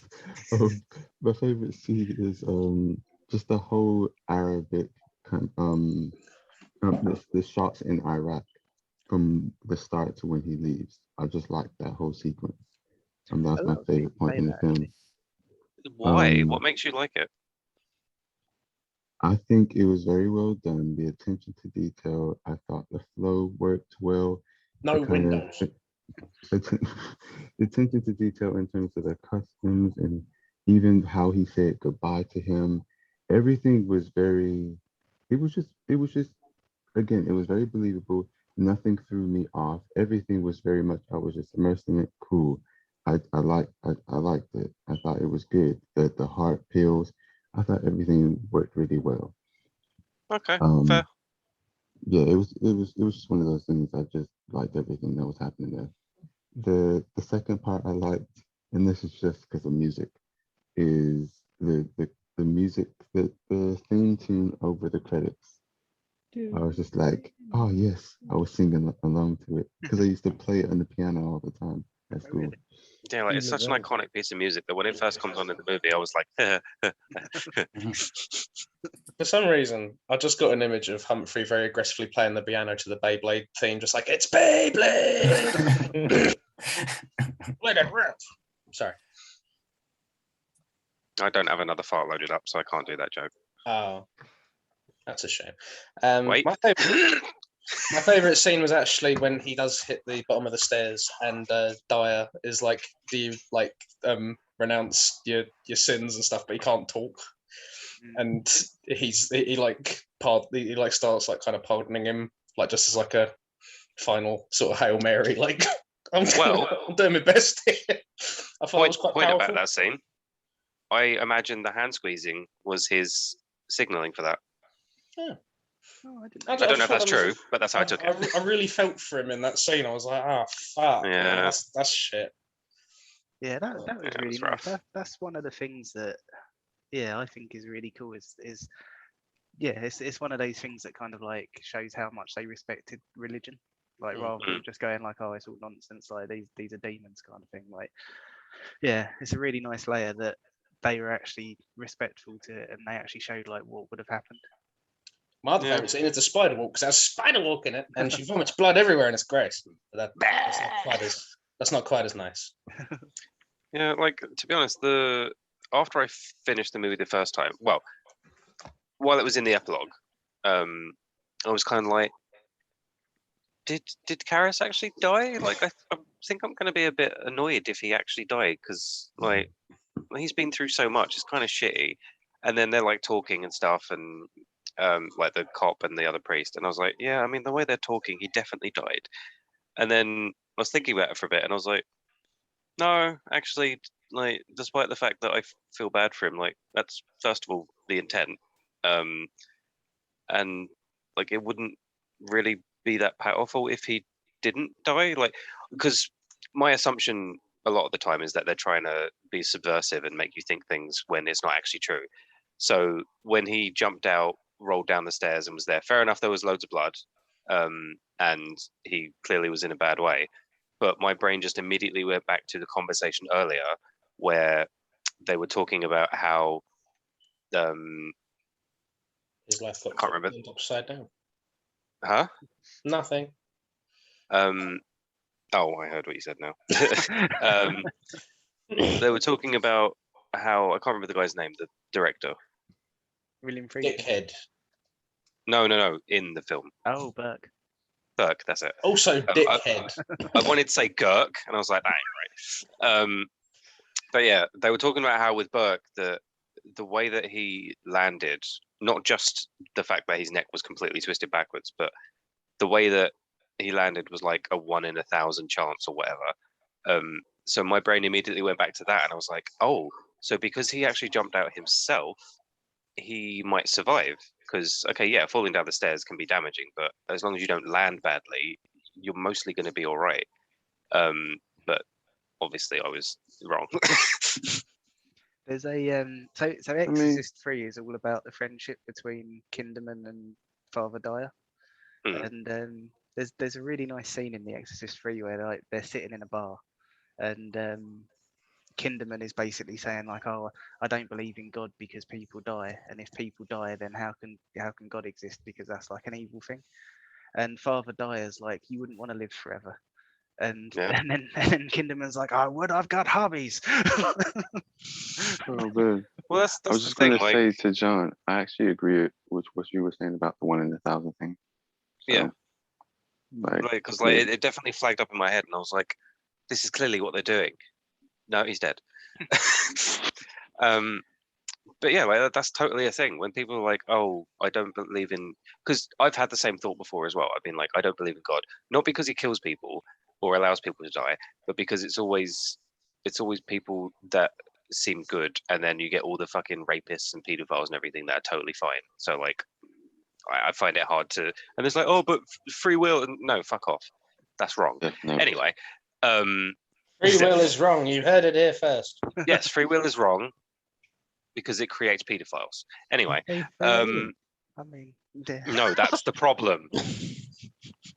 Go back to But yeah, Babel. like the idea that first, like you said, what he says, living forever is a fucking curse. Nobody would want that. Yeah. But also the idea of like, okay, if we're believing there's a God, like I guess they could expand the earth or whatever. But if everyone lived forever and we're constantly procreating, we would destroy the entire planet and have nowhere to live. After a very long time of very uncomfortable living. yeah. And This also is the right. problem the Kryptonians had, just to point out. Krypton had its chance. There's a really interesting bit actually in not Exorcist 2, but like the spiritual successor, the Ninth Configuration. So like they made Exorcist 2, and then the writer of The Exorcist basically went and wrote and directed 2 different sequels. Be like, fuck this. And yeah, the one that's called The Ninth Configuration, it's a really good film, man. I might pick it at some point, but there's a bit where there's basically 2 people talking, and one of them basically says like, without death there can't be any new life, so how can death be evil? And I thought that was quite a nice line. Well, because yeah, if you believe it, because obviously if you believe in God, you also believe in the cycle. So like you say, if there's when one, it's like Yggdrasil. Mm. It's like that. Like the beliefs surrounding that are like that each leaf on its branches is a life, and when a leaf falls, that's when someone's life ends. But then that makes space for a new leaf. So like it's a constantly replenishing cycle, and like even though I don't believe in God or anything like that, I like that kind of sort of mythos stuff. What I'm taking away from this is that Kinderman is an idiot. And I was right. But he's got hobbies. That's nice. I bet they're all Like, to be stupid fair- hobbies, like eating glue. I mean, if I could live forever, I'd eat glue. Yeah, you'd give it a go, wouldn't you? I mean, yeah. No, you wouldn't. I mean, I've No. licked a cartridge. I'll eat glue. Ah! Oh man, Hey, that's worrying. I feel bad because I feel like that would also be my response if someone was like, "You can live. You have to live forever now," and I'll just be like, "I mean, I'm gonna need more monitors, but I think I'll be all right." yeah. I Ben, would what's be your so favourite pissed scene? off. I'd probably beat up or kill the person who gave that to me. But anyway, carry on. You are immortal. Fucker. I can't believe you've Yeah, I done mean, this. But before we move on to Ben, just quickly, I feel like if someone could make you immortal, they probably are themselves, so you're probably fucked. Anyway, carry on. Benjamin. A favorite scene. I think what someone mentioned earlier was the build up to before the actual exorcism, or when Max von Sydow actually comes into play and actually arrives at the home, and you just hear the breathing and just tension towards what they will encounter, what the both of them will have to encounter. It's just all this dread and ominousness, which was really, really powerful. And then when you get to it, it's just as shocking as you'd expect it to be. But I think another really cool moment was when I think it was Cinderella, Max von Synder's character says, "Oh, the reason why that she was possessed is because it would give us the most despair." And I thought that was quite a good line, because there is no rhyme or reason for it. He's just like possessing an innocent girl like that. It's just gonna mess them up and fuck with them the most. I think that's why it was quite an effective thing for them to come up to terms with. Yeah, because she's the most like vulnerable in that house as well. It's like hearing like you can't even get hold of your dad. Like Christine's just like angry, but like for fuck, what's her name? Reagan. For Reagan, she just doesn't know how to process it. She's already kind of in proximity to the spirit and stuff, so that would just be the moment it would kind of latch onto her. I think that's kind of There's a really nice subtlety in that scene when Max von Sydow first turns up, and I think it's really lovely like writing, but it's also really lovely acting as well, because like he legitimately feels like a priest at that point, because he's about to go into the bedroom to like exorcise this woman's daughter, and he's like, "Oh, he turns to Chris and he says, does she have a middle name?" And then she says, "Oh, her middle name's Teresa," and then he just says, "That's a beautiful name," and then just goes in. And I just feel like that's exactly how a priest would try and calm someone down in that situation. Yeah, you just be calm and confident, and you don't spend time trying to reassure them. You just like, I know what I'm doing. I am your reassurance. Yeah. He is instantly like believable as a priest, even when the thing vomits on his cassock and then he goes, "Run it under the tap, mate." And he goes, he just runs it under a tap and he goes, "Gorgeous." It's like, Yeah. And he, not only is he believable as a priest, he's believable as a 70-year-old. Yeah, he got some real practice in there. Now that he's actually old, he's like, "Oh, I've got this in the bag." Oh, he's dead now. Yeah. Well, he did have it in the bag. Well, no, I'm not gonna make that joke. Oh yeah, because is he the one? I'm trying to think. Is he the one they CG'd in Star Wars?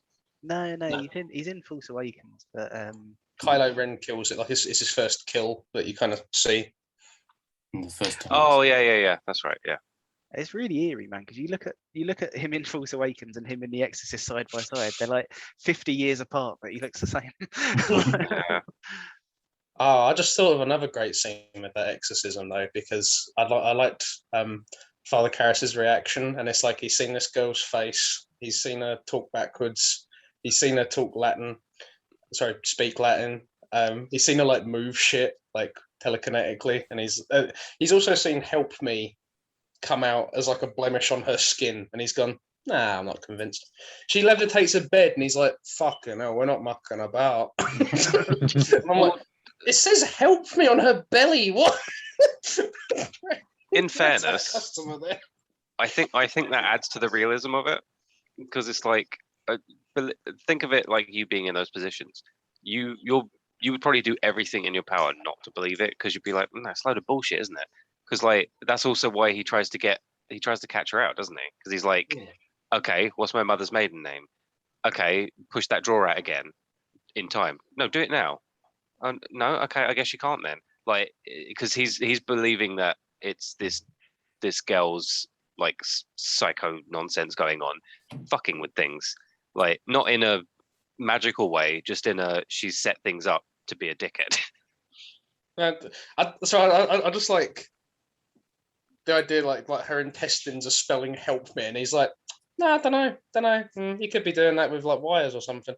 And then he just sees levitates a bed, and he's like, "Shit!" Like, I mean, yeah, it's a whole bed. Those are heavy. Whole bed, yeah. How do you do that with your own fucking intestines? I think it's believable for him to react to the bed, but I do think he reacted for too long. Like he was a bit too mesmerized by it, particularly in the middle of an exorcism when you should probably expect something like that. Who hasn't done their favorite scene? Dan. Rob has not done his favourite scene yet. Go on, I'll go after Dan. Oh no, I think Rob should go first. Because Dan No, was playing Rob was the one who Beyblade. picked the film. He should go last. But Dan was playing Beyblade. Dan, what was your favourite scene if you actually watched the movie? Was it the Beyblade? Actually, I think. Well, it's tough, really. I've got. You didn't watch it. Well, I did. I think it was the build up to like her being possessed, and one of the moments is when the woman goes into the attic, and she's got the candle, and when she gets to the end, the candle just flares up like in most like paranormal kind of things, where it flares up, and then the bloke's like, "There's no rats, is there?" which I thought was quite funny, but also it was like the tension broke suddenly. It's quite good. I gotta say, considering how Chris like kind of talks to people in her employment and people on the phone and stuff like that, I'd be really tempted to call her a Karen, but I come out of this film kind of going like, man, Chris is all right. Like she's acting in a way that I find like completely believable, but she's also kind of likable. I think Somehow. it's easy to like her because this isn't modern day. Like, I think if it was modern day, you'd absolutely be like, you're a Karen, fuck off. But because at the time that it was in, not to say women don't still have struggles, because they fucking do, but there was so much more they had to deal with back then that that's definitely something she's had to develop to protect herself and to be taken seriously. That's the knowledge that sort of like if she pushes too hard, she's gonna get put away. Like just seeing her struggle with that made that whole scene like they gave it just a whole nother dimension because she's sort of like I can't. Yeah, she's just like I can't be the hysterical woman. I can't be the hysterical woman, but it is happening to my daughter though, and it's like fucking hell, how do I get out of this? And I think that's another thing that sort of goes back to what I was saying at the start. So it's weird to say, but like it's kind of refreshing, even though it's 50 years old, because modern horror films don't go to the effort of like showing that parent-child relationship anymore. Like, no, they're just like they are a parent and child. They obviously have a relationship. So, well, do the work. I think a lot of the time now it's kind of like, well, this is a child, so you feel bad for it. whereas in The Exorcist, like you see the dynamic between them for a long time before it goes like terribly wrong. Well, it's the same with the mother, really, because like not even just in horror movies, but in general, I think they play far too much on the idea that if it's a child or a woman, particularly like a single mother or something, you are predispositioned to feel sorry for them if any kind of hardship happens. But they just don't do the work. Whereas they did both in this. They made you feel for the daughter and the mother because they put the time and effort into the backstory and making you like see what was going wrong with them. Yeah, definitely. Like even just something small, like she does like baby talk, and she's like, oh, you can bring Mr. Dennings if you want, and she's like, no, he's alright. He's just he does these things because he ain't got nobody. And I was just like, yeah, that's a mum thing to do. Yeah. Like, lick me. Just found a. Fuck's sake. I just found her instantly kind of. I was just instantly attached to her. Right? I was just instantly attached to her. Not for that. That wasn't. I gotta say it was quite hilarious. Like it wasn't really scary at all. It was just every scene with her. It just. I like that the main sort of takeaway from this is that we all went. I wasn't scared like at any point apart from Rob. Yeah, I still fear the church. Like this was so not scary that I could have happily watched this in darkness and been eating at the same time. Oh, I can't do that. Most of the time, I get the willies with it, like with horror films generally, but this time I was like, I'm gonna watch this fucking 4 times. Let's go. Yeah. Because that's the thing. Because I didn't know how the film was gonna pack like the tension. So when it starts, it was just like, okay, this is strange. This is not what I was expecting. And then it slowly builds, and I'm like, oh, this is getting tense. And then exactly when she starts to get possessed, I'm like, actually, this is not that scary because it just gets Yeah. a bit ridiculous in some respects, like the fact that she gets possessed and she does all these weird things and says like the C word, which Lick I thought me. was quite hilarious. Not the C word. No, not the. Oh, It's the way he delivers cheesy. it. Yeah, it's I just remembered the doctor. When he says, Oh, when he says, that's what I was going to say. Actually, I think that scene is like so well written and acted as well. It is. Because like there would have been a temptation to be like, oh, she said the C word, and like it will be really like serious. But the fact that like he says she told me to keep away my cunting fingers, and then they both sort of go like. I think that was brilliant, man. Because that I love yeah, that the mother laughs at that. yeah, that's another thing that just like makes it feel so real. Feels so real. Even though that's not the line. yeah, ain't it? It's not. keep your fingers away from my goddamn cunt. Oh yeah, that is it. Yeah. Yeah. Yeah, 4 times. God. Well, it'd be 5 really. You got a thumb and all. Yeah. Anyway. Moving on, sir. Yeah, I didn't find it scary, but I did to kind of appreciate it on a technical level. Like, fucking hell, this does look really fucking good. I think the key is to remember like when it was made and like it would have been scary at the time. Yeah. Yeah. Shame about that fucking window. So how did they do the bed scene when she? How'd they do the window? They didn't do the window. It was rubbish. She was possessed, Dan. No, Yeah, it's just strings. it was So, a good fan. It's pretty interesting actually. So they had 3 beds, and Was there one for Mummy Bear and Daddy Bear? two of them were invisible. I think the way that they did it was like, so you had the stuntman on the other side of the wall, and I think he was in like a forklift truck or something, and he was just like lifting the bed up. But for the scenes where the bed's shaking, you had somebody on the forklift lifting the bed up, and then somebody on the other side trying to pull it back down.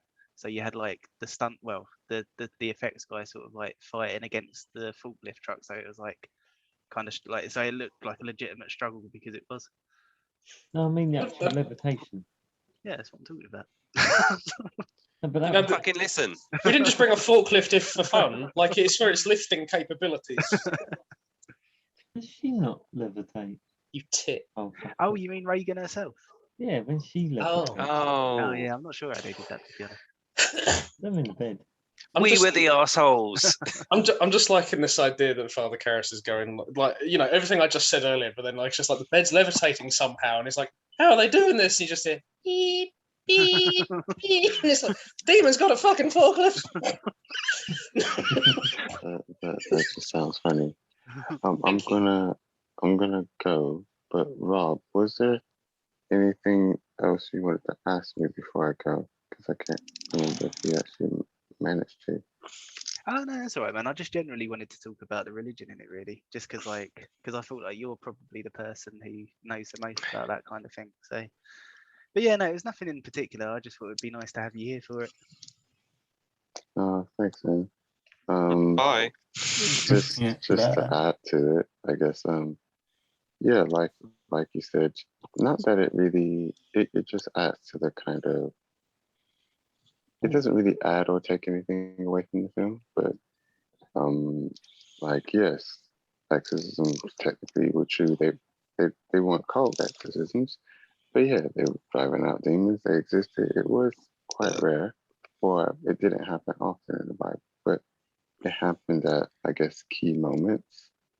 But it otherwise, and yeah, like you said with the pigs, and which gets talked about in a lot of things these days anyway, the idea that, I mean, you didn't have it, let's say, you didn't have it in this film, but at first Father Karras understandably thought this was the case. Normally when you have like demons possessions, it'd be like a legion of demons possessing like someone. So he, Legion is the name of Exorcist 3. oh, well, there you go. But in this one, it was just hinted that it's just one. Which is fine. But yeah, it was just interesting. But otherwise, saying that it was. I noticed that I can't tell. I don't know if you know Rob, but he's from a particular Catholic branch, but because I thought you were like gonna at say the, brand.